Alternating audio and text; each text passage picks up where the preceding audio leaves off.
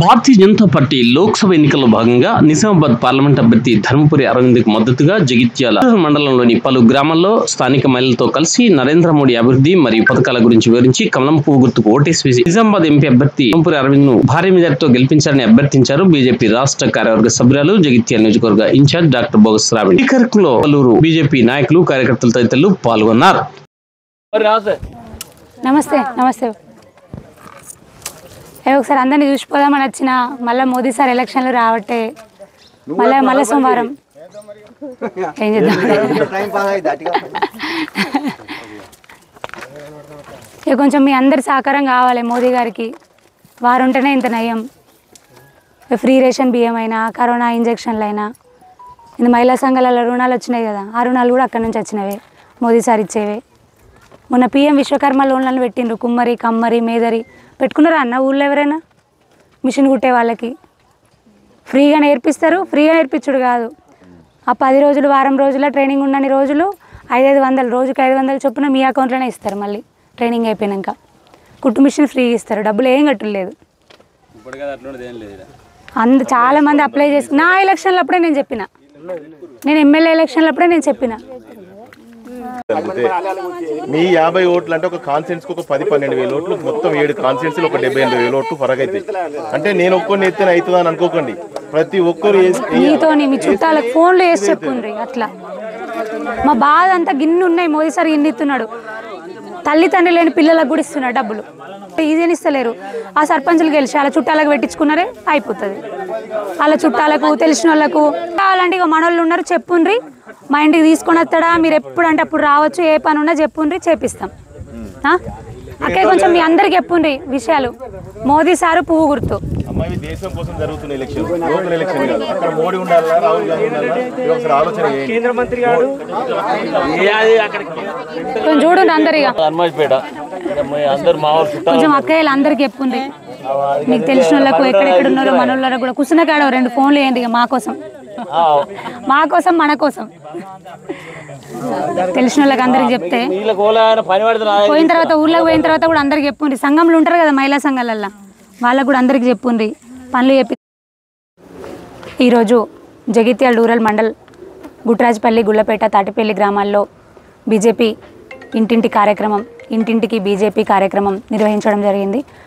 గౌరవనీయులు ప్రధానమంత్రి వర్యులు నరేంద్ర మోదీ గారు 3వ ప్రధానమంత్రి అవ్వడానికి, అదేవిధంగా గౌరవనీయులు నిజామాబాద్ పార్లమెంట్ సభ్యులు, నిజామాబాద్ బీజేపీ ఎంపీ అభ్యర్థి అయినటువంటి అరవింద్ అన్న గారికి మద్దతుగా ప్రచారం నిర్వహించడం జరుగుతూ ఉంది.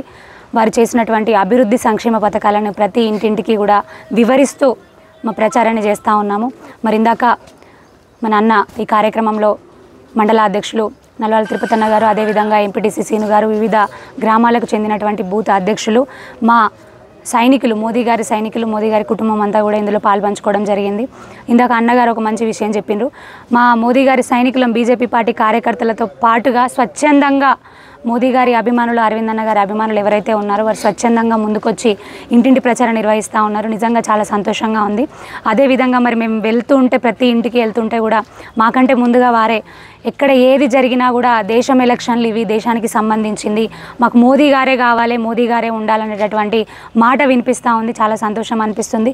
ఎందుకంటే వారి ఆధ్వర్యంలో జరుగుతున్నటువంటి సంక్షేమ పథకాలు, ఇంటింటికి ఫ్రీ రేషన్ బియ్యం కానివ్వండి, కరోనా అప్పుడు వ్యాక్సిన్లు కానివ్వండి, ఉచితంగా ఇచ్చే వ్యాక్సిన్లు కానివ్వండి, మహిళా సంఘాలలో రుణాలు కానివ్వండి, పిఎం విశ్వకర్మ లోన్లు 18 రకాల చేతి వృత్తుల వారికి అవి కానివ్వండి, ఇవి మాత్రమే కాకుండా పిఎంఈజీపీ రుణాలు, ఎవరైతే కోళ్ళ ఫారాలు, డైరీ ఫారాలు, గొర్రెల యూనిట్లు, వివిధ రంగాల్లో వాళ్ళు షాప్ పెట్టుకొని ఉపాధి పనులు చేసుకుంటామంటే వాళ్లకు కానివ్వండి రాయితీతో కూడినటువంటి రుణాలు వస్తూ ఉన్నాయి. చాలామంది పెట్టుకుంటున్నారు.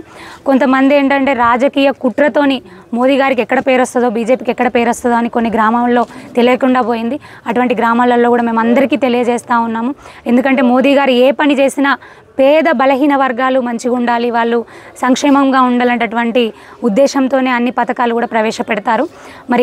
మరొక్కసారి జగిత్యాల నియోజకవర్గ ప్రజలందరినీ కూడా కోరుకుంటా ఉన్నాను, అన్ని వర్గాల వారిని, మహిళలను, రైతులను, యువకులను, పేద బడుగు బలహీన వర్గాలను, మేధావి వర్గాలను, అదేవిధంగా వివిధ వృత్తులు చేసే వాళ్ళను, అందరినీ కూడా ఒక్కటే దయచేసి కోరుకుంటా ఉన్నాను, అందరూ కూడా ఒకసారి ఆలోచించండి.